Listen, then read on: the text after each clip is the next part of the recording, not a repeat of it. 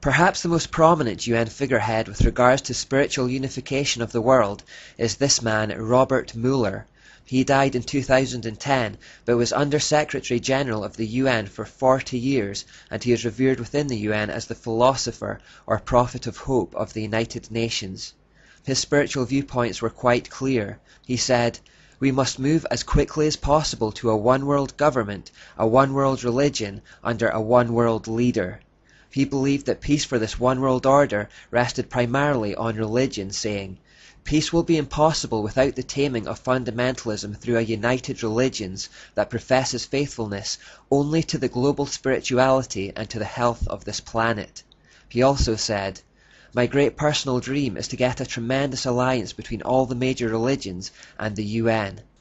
Because he held one of the top jobs in the UN for 40 years, he obviously had huge influence on the goals of the organization, but the problem goes much further than that, because as well as being the driving force behind the spirituality of the UN, he also created something called the World Core Curriculum, which, as the name suggests, is intended to be an education program or framework for the entire world.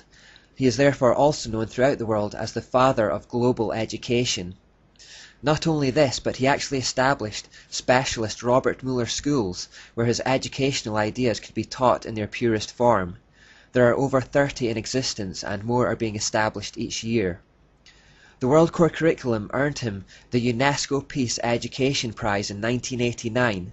Now, since UNESCO is just an NGO of the UN, that seems a little meaningless to give yourself an award, but anyway, following the plaudits he received from within the UN, he also drew up a framework for world media coverage, as well as a framework for planetary and cosmic consciousness, and a framework for arts and culture. Basically, these are plans for how they might dominate the information flows to influence the mindsets of the world.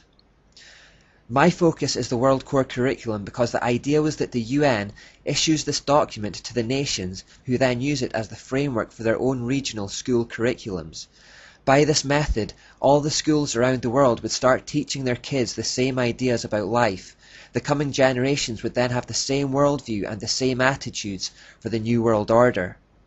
Robert Mueller said of it that we must steer our children toward global citizenship, earth-centered beliefs, socialist values, and the collective mindset which is becoming a requirement for the 21st century workforce.